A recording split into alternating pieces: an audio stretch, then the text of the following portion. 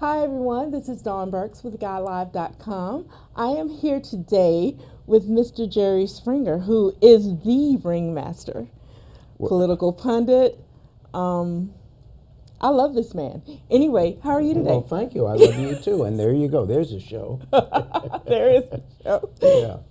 Well, welcome to Dallas again. It's great to be here again. Yeah, I love this city. Yeah, you love it so much that this is your 5th annual trip to sing Elvis here. Yeah, I come here every January on Elvis's birthday. Well, actually, his birthday is January 8th.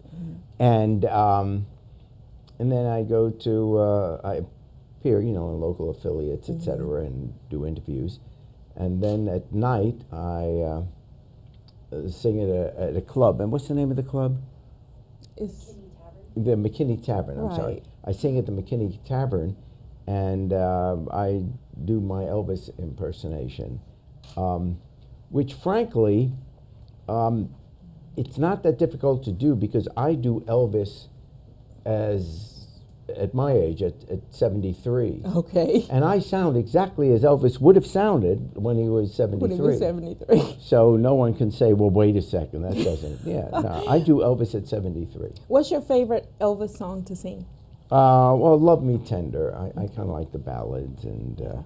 But Elvis was really my generation because when he hit it big, which was back in 1956 with Don't Be Cruel and Hound Dog, I was 12, so that was the age where all of a sudden, all us boys, we all wanted to be Elvis. We'd put our collar up in the back and grease back our hair and went through that whole thing. So it's kind of cool, and he's obviously so iconic and such a part of pop culture back at that time. So it's fun to do. Well, speaking of iconic and part of pop culture, you could be describing yourself. I mean, your TV show. Yeah, I apologize. I'm so sorry. There's no excuse for it. What have I done? But there's the thing is 26 years in. Did you know when you did so much before this? You were mayor of a great American city of Cincinnati. You had a political radio show. Yeah. You were deep within the bowels of the political machine, but now you've come and you're doing this. And when did you realize that it was going to be around for this long? Well, at the time, I had done 10 years as city councilman and mayor of Cincinnati, and then the next 10 years I was a news anchor for the NBC affiliate there. And so I anchored the news every night at 5:36 and 11. I was doing that. Well, the company that owned the TV station where I did the news also owned talk shows. They owned Phil Donahue, Sally Jessy Raphael, etc. And then Phil was getting close to retiring. So one day they took me to lunch, and we had been pretty dominant in the ratings. And they said, we're going to start a new talk show because Phil's retiring and you're hosting it. So I was assigned to it. This wasn't my idea. It wasn't anything I created. They just assigned me to the show, and then all of a sudden the show took off, and so here I am 26 years later. But when I started, it was only a side job because I was still doing the news.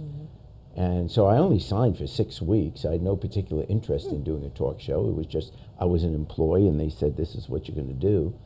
And so I did it, but I had no expectation of, and frankly, no interest in it. But it worked out. It seemed very interested in you. Do you have a favorite Jerry moment? Well, yeah, when it's over, the final thought.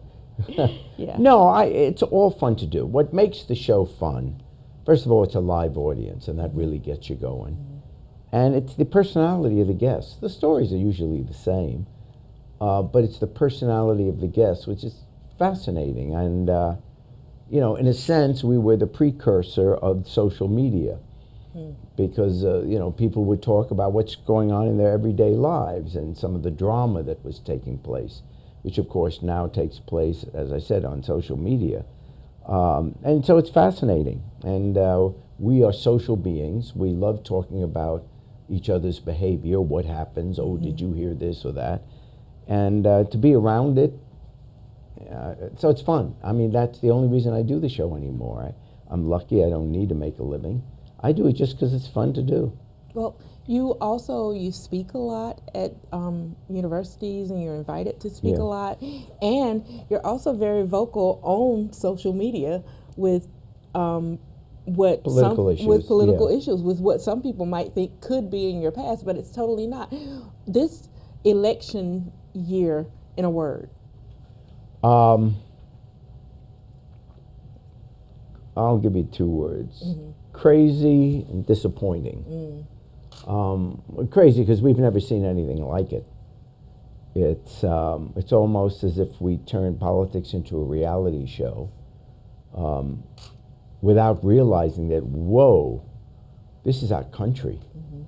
This is the safety and freedom of the whole world. What are we doing? And I think we've reacted to the craziness of the moment without thinking of the real consequences. And we have to be careful not to view this election as a referendum in terms of what America wants. Because in terms of how America voted for Hillary by 3 million votes. That's not a nail biter. Being the leader of the free world, running the United States of America, that's a grown-up job. You have to know what you're doing. God forbid you'd have to bring your kid in for surgery. You'd want to know as you walked into the operating room that the surgeon at least went to medical school. Everything we've been telling our kids about this is a country for everybody, that we really weren't telling the truth to our kids, that we really don't believe it. You know, if you don't believe in the idea of America, why run for president? You know, be president of some other place. But America, that's what's scary. That's what's disappointing. It's like, wow, we have to pay attention these next 4 years. And your Twitter feed, and you have a podcast. Yeah. They're both very political. Yeah. And I think that may be something that the person who is watching your show may miss, that who maybe turns away after the final thought, because your final thoughts are very provoking, very, very. But the show's crazy. The show's stupid. It's fun to do, but it's not. I've never ever thought that someone on my show should be president of the United States. So I am able to see the difference. You know, a crazy television show is a crazy television show. But I keep that separate from my politics, which I take very seriously. And I think it should be serious. And you can be the same person and do both. Mm-hmm.